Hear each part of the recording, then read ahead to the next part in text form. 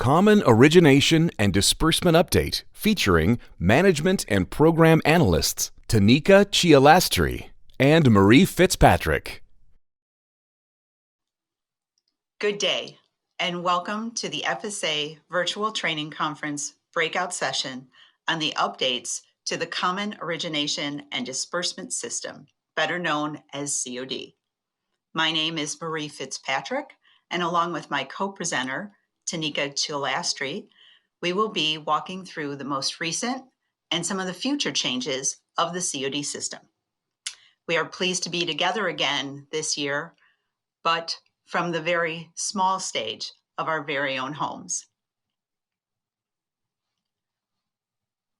We'll walk through the agenda in chronological order, reviewing some of the largest operational changes in 2020, including all of the Coronavirus Aid, Relief, and Economic Security Act, better known as the CARES Act. And then we'll move on to some of the upcoming changes to the COD for 2021. Now, consistent with prior years, the Budget Control Act of 2011 is still in effect. The law affects the direct loan, TEACH, and Iraq and Afghanistan service grant programs, and the changes for 2021 award year are summarized in the matrices we see here. Please note that the origination fee or percent reductions are based on the date of the first disbursement. If you need more information about the 2021 fiscal year Title IV sequester changes, please consult the electronic announcement posted to IFAP on June 23rd, 2020. So let's get into the meat of the operational changes for the COD system for 2020. For the most part, these revolved around the CARES Act. I am sure that the past spring seems like a lifetime ago now. We have all been through a lot since then. The policy changes surrounding interruptions of study related to the coronavirus were the key factor to the CARES Act. If you would like more information on the policy of the CARES Act, please check out the General Session Number 5, Federal Update, COVID-19 Higher Education Policy. In the beginning, we did not fully understand the not so temporary nature of what we were all responding to. As the year progressed, that reality set in. We at FSA, our contractors, our call centers, like you, were all moving staff to work remotely throughout the nation. While we had plenty of hiccups, we did our best to ensure our services to you were uninterrupted. We appreciate your patience as we continue to improve our systems to implement the policy changes that continue to unfold. We're not going to focus on the policy of the CARES Act, but I will begin with some of the key dates that drive our operational work on the CARES Act. These are all valid as of the time of this recording. The valid date for the payment period start date of the identified disbursements for students that completely withdrew due to the coronavirus is January 1st, 2018 through December 31st, 2020. This was more restrictive originally, but was eventually extended back to January 1st, 2018 to accommodate a wider variety of calendars and programs.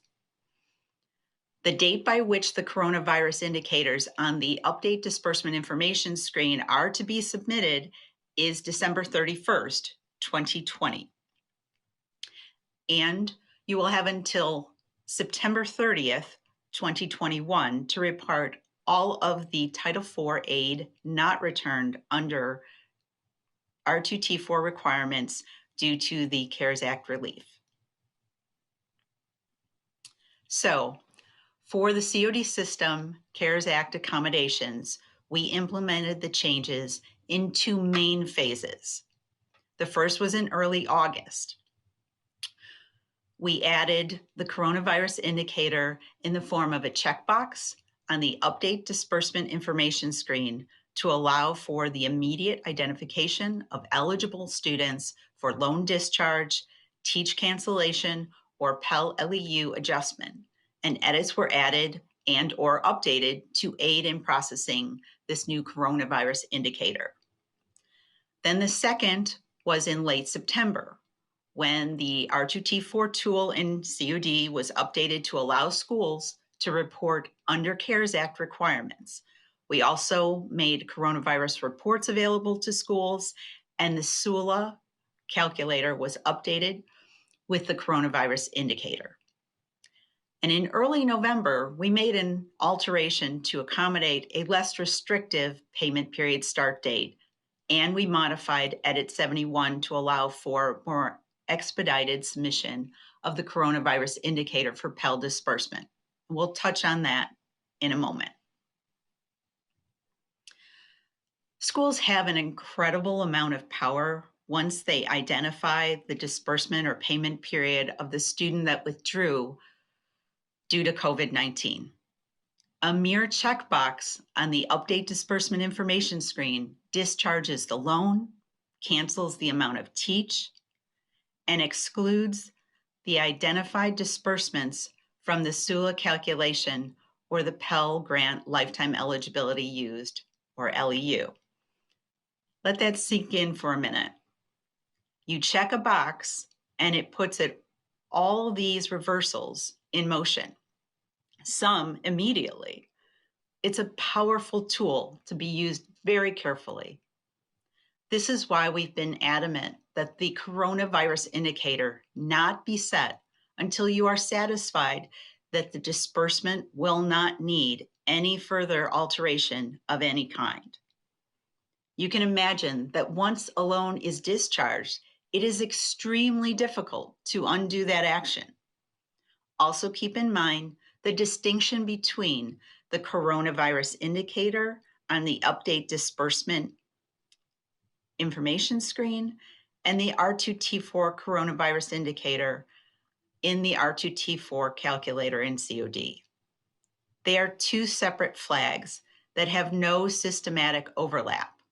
All students that completely withdrew due to COVID-19 are eligible to have their disbursements identified for discharge, cancellation, or eligibility restored through the setting of the coronavirus indicator on the Update Disbursement Information screen, which I will cover in a moment, and then Tanika will review more about the R2T4 coronavirus indicator later in the presentation. Knowing the power of this checkbox and what it possesses, it would have been impossible for many software vendors to update their products that drive campus systems timely.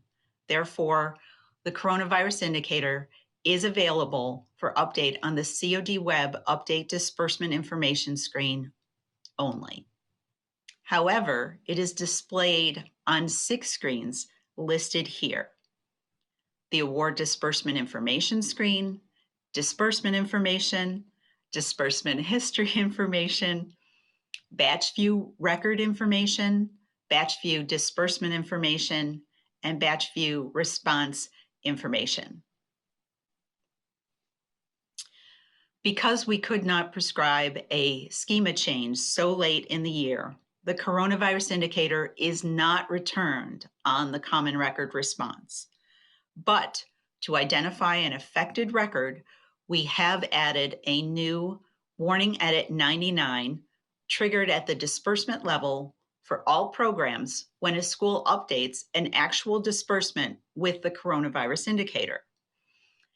It may also be triggered at the award level when a coronavirus indicator is set to true and the direct loan begin or end date was adjusted when recalculating the subsidized usage for direct loans. We have also modified the following edits with the CARES Act changes. Rejects Edit 50 and 205 for direct loan only. Reject Edit 212, 994, 996 for DL and grants. And after our September implementation, we realized that we also needed to alter Reject Edit 71 for Pell and IASG.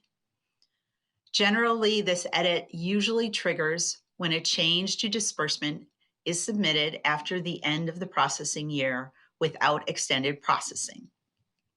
In an effort to streamline the submission of the coronavirus indicator and the corresponding payment period start date for Pell and ISG disbursements, we are now bypassing Edit 71 without a school having to request extended processing. Okay, so I'm going to talk about where to find this. The coronavirus indicator may be found on the Update Disbursement Information screen. It is a checkbox found right below payment period start date and above the disbursement release indicator. While direct loans always requires a payment period start date upon submission, that requirement is extended to Teach and Pell Grants when the submission includes the coronavirus indicator. And again, as of this recording, the date range is January 1st, 2018 through December 31st, 2020. And just in case we haven't hit this hard enough, every time you select the coronavirus indicator, you are asked to acknowledge that you understand that it will not be available for further maintenance of any kind. This means dates, amounts, nothing. So please be careful when submitting the indicator. The disbursement history information screen is an example of where on the COD web you can track which disbursement sequence number the coronavirus was set.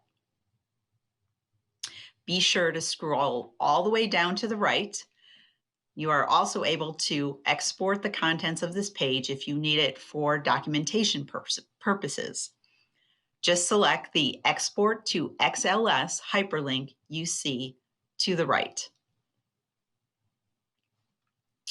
Also, as you are viewing information on the batch screen, you can check out the coronavirus indicator on the View Disbursement Information screen right here. Again, this field can be found in between the payment period start date and above the disbursement release indicator. Once the coronavirus indicator is set for the Pell Grant disbursement, the adjustment to the LEU can be visible on the LEU history screen shortly thereafter. The adjustment type will be recorded as a disaster relief adjustment, and that terminology is certainly appropriate these days. I'll be back with you in a bit, but for now, I'll turn it over to Tanika. Thank you. As Marie previously stated, when you check the coronavirus indicator for a direct subsidized loan disbursement, it will exclude the disbursement from the 150 direct subsidized loan limit calculation. We've included the formula for calculating a student's subsidized usage period on the screen. When you flag a disbursement with the coronavirus indicator, adjustments are made to the direct loan period length, which may result in potentially lowering a student's subsidized usage period. When an adjustment is made to the loan period, warning edit 99 will trigger at the award level, as Marie previously covered. Schools can view changes to a student's subsidized usage, remaining eligibility period, and maximum eligibility period on the subsidized usage search and award detail information pages. The timing for when adjustments are made to a student's SULA calculation depend on whether the award was at its annual loan limit or not. When the subsidized loan disbursement that is being flagged with the coronavirus indicator is part of an award at the annual loan limit, SULA adjustments are taken between 10 to 15 days for you to see updates in COD. This accounts for the time it takes the servicer to discharge a loan and send discharge information back to COD. Subsidized direct loans with a flag disbursement that are awarded for a partial amount are adjusted in real time, when you flag the disbursement with the coronavirus indicator. When you submit a disbursement for a partial award for processing, you should immediately see changes to the SULA calculation on the award detail information and subsidized usage search page. Now we will move from one exciting topic of SULA to another equally exciting topic, R2T4. Earlier in this video, you heard Marie discuss updates to COD Web for the CARES Act to facilitate loan discharge, teach grant cancellation, and Pell LAU restoration at the disbursement level for students who had to withdraw during the pandemic. CARES Act legislation also requires that schools calculate and report on the amount of Title IV loan and grant funds for students that are unable to complete a term due to the coronavirus pandemic. As a result, we updated R2T4 on COD with the R2T4 coronavirus indicator for reporting. This indicator is separate from the coronavirus indicator on COD Web. Before we go to the next slide, I would also like to let everyone know that there is a comprehensive instruction video on the R2T4 on COD updates available through the FSA training site. The video goes over the process of reporting for the CARES Act for new and existing R2T4 on COD users. I also wanted to note that during this presentation, we will not be covering recent regulatory changes to R2T4 for programs offered in modules. This information will be discussed during the R2T4 resources and Q&A session. A R2T4 coronavirus indicator was added to step 1 of the R2T4 calculator for the 2017-2018 award year and forward. When the indicator is selected, users must select a valid calendar profile with payment period or period of enrollment start dates that are no earlier than January 1st, 2018. Now, as we discussed, that date is much earlier than FSA initially notified institutions of, but we needed to roll the date back to accommodate a number of institutions with long payment periods. If you are an institution who already uses the R2T4 on COD tool, you can edit previously saved R2T4 records to select the R2T4 coronavirus indicator. This can be done by going into the Student Record Management tab of the tool.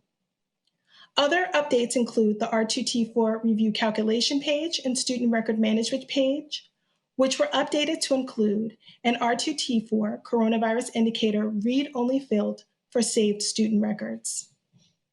The R2T4 training tool on COD Web was also updated with the R2T4 coronavirus indicator for any institutions that would like to play with the functionality of the tool and selecting the indicator without saving an actual record. Next, we will look at a slide from step 3 of the R2T4 calculator. When you select the R2T4 coronavirus indicator in step 1, everything remains the same in the online process until you get to step 3.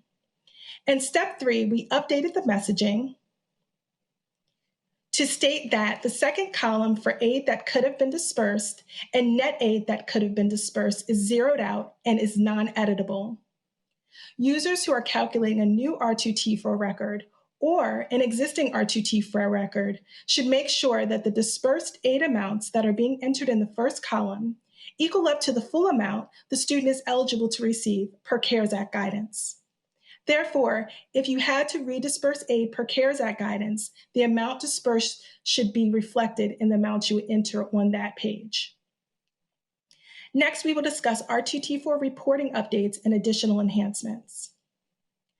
The R2T4 report was updated so that schools can filter to only pull student R2T4 records where the R2T4 coronavirus indicator was selected. However, there is not a requirement or an expectation for schools to run a report to submit to the department. Currently, we are only requiring that schools use the R2T4 coronavirus indicator to flag and save records within the tool to meet requirements. And just as a reminder, the latest date that we are currently requesting schools report this information is on September 30th, 2021. Lastly, we added enhancements to R2T4 and COD based on comments that we received from the school community. The first update allows users to delete R2T4 records that were saved. This was functionality that was not originally carried over from the FAA Access site, but that many institutions requested that we incorporated. The other enhancement removed the requirement to enter a program of study or program credential level when creating an institutional charges profile. This allows users to create generic profiles to apply to more of their students. So that's all for R2T4. Next, we would like to discuss a few of the COD school reports. First up is the DL Rebuild Report.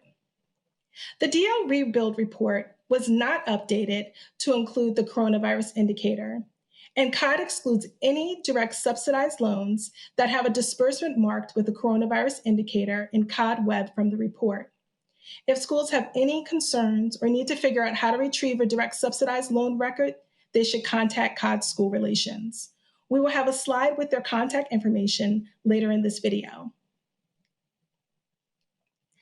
Next, we will briefly go over the coronavirus weekly reports that were created for schools.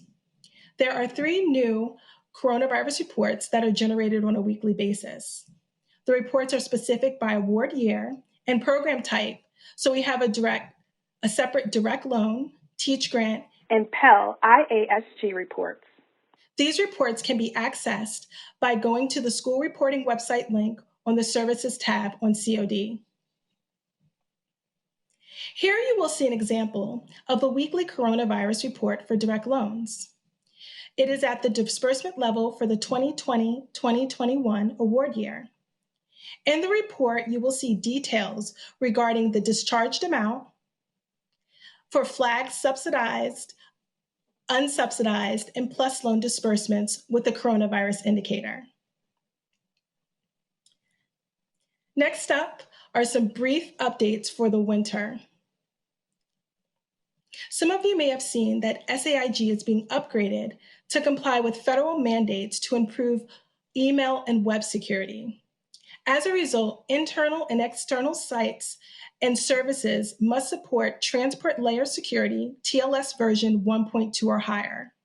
To comply, new versions of TD Client and EdConnect software that support TLS 1.2 must be installed by February 6, 2021. Institutions who do not download the software by February 6, 2021 will be unable to send and receive transmissions on older versions of the software. Currently, TD Client version 3.3 is available to be uploaded from the software and other tools page of the Information for Financial Aid Professionals website. Version 8.5 of EdConnect will be available for download, and it should be by December 31st of this month. It's important to note, EdConnect 8.5 will not support 32-bit operating systems. So if you are an institution who uses Windows 7, Windows Vista, or Windows 2008, you will need to upgrade to an operating system that will support EdConnect 8.5, since version 8.5 must be used with 64-bit operating systems such as Windows 10 and Windows Server 2012 or higher. In February 2021, updates will be made on studentaid.gov and COD to make electronic Teach Grant disclosure statements available for viewing and download. Emails will be sent to borrowers informing them of availability to download from studentaid.gov when the disbursement date is within 7 days. It's also important to note that paper delivery options will also be available to borrowers who do not opt in for email notifications on studentaid.gov.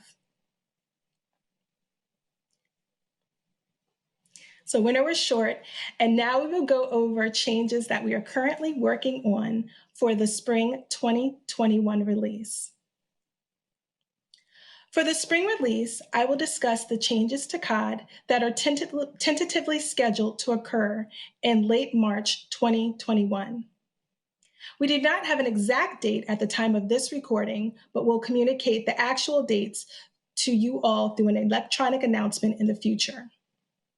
First, we will go over CARES Act reporting flexibilities, the new award year setup, which we affectionately refer to as NAES, for 2021-22, the new schema version for 2021-22, and finally, the reject edit for the Informed Borrower tool, also known as the annual student loan acknowledgement. Then I'll pass it back to Marie. First up is an update to provide flexibility for CARES Act reporting. On September 23rd, FSA notified schools regarding COD system changes to support the CARES Act. In that EA, we stated that the department was working to create an alternate process to allow schools who do not use the R2T4 and COD tool to report on the amount that would have been returned if the R2T4 waiver for the CARES Act was not granted. For the spring 2021 release, we'll be adding a new page to COD Web, separate from the R2T4 on COD, that will give schools the ability to report lump sum amounts that would have been returned for each Title IV program type had an R2T4 waiver not been granted. Reporting will be through the OPEID of the main school. Once the solution is implemented, schools will have the option to report through R2T4 on COD or the new website to satisfy requirements. Unfortunately, at the time of this recording, we do not have additional details to share. However, please know we are working diligently through our requirements and design process to have this new reporting tool available in COD for our spring release. FSA will continue to notify the school community through IFAP as more details emerge. Next, we will discuss the new award year setup. Those of you who attended last year's presentation or viewed the video will recognize the slide. We have the slide here again with updates for the new award year. When we do our new award year setup, the COD website screen defaults to 2021 to 22 award year. The default year will change to 22 for award year message classes, loan IDs, and MPN IDs. Additionally, report format selections will carry forward, and studentaid.gov website processing options will carry forward. Next up are COD schema changes, and I apologize beforehand because I tried to pack quite a bit of information on this slide. In the spring, we will be updating the Common Record XML schema to version 4.0e. The schema will be updated to accommodate future changes to the Direct Plus loan request form and Direct Plus application response. Changes to the schema will be future use placeholders in support of the Plus loan request changes that are planned for later in 2021. These future use placeholders will eventually be updated to include responses to a new relationship to student question that potential Parent Plus borrowers will be required to answer. The relationship to student answers will consist of the following responses: biological parent of the dependent undergraduate student, legal adoptive parent of the dependent undergraduate student, spouse of the biological parent, or other. The next slide is just a reminder that once the XML schema version 4.0e is available, that all 2021-22 records must be sent to COD using the new schema. All 2021-22 system-generated responses for COD will be sent using the new schema, including unsolicited system-generated responses for all award years sent by the COD system, COD web activity responses for all award years sent by the COD system.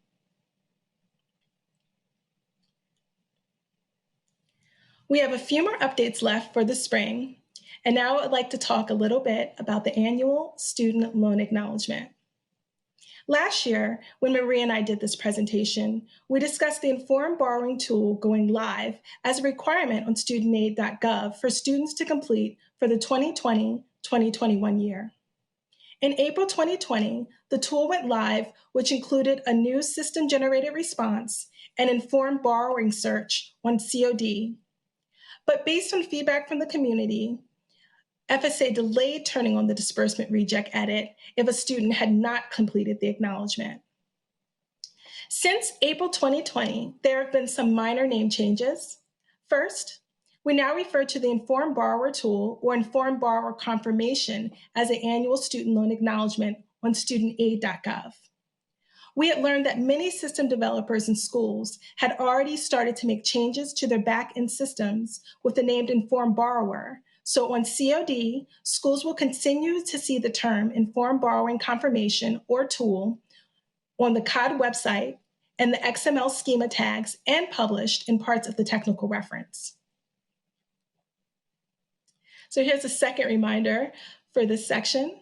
This is just to inform everyone that starting with loans associated with the 2021-22 award year and forward, the annual student loan acknowledgement must be completed, so it will be required before a borrower can receive the first disbursement of their loan. On the next slide, I will go over the disbursement level edit reject, but before I do, I would also like to let everyone know that there is a session dedicated to the annual student loan acknowledgement that will go over all of this information in greater detail. So when COD has its system updates in the spring, we'll be turning on Disbursement Level Reject Edit 22, which will trigger when the DRI or Disbursement Release Indicator is set to true and the borrower has not submitted an annual student loan acknowledgement for the 2021-2022 award year. Since this is a disbursement level reject, the student will not receive their funds until they have completed the annual student loan acknowledgement.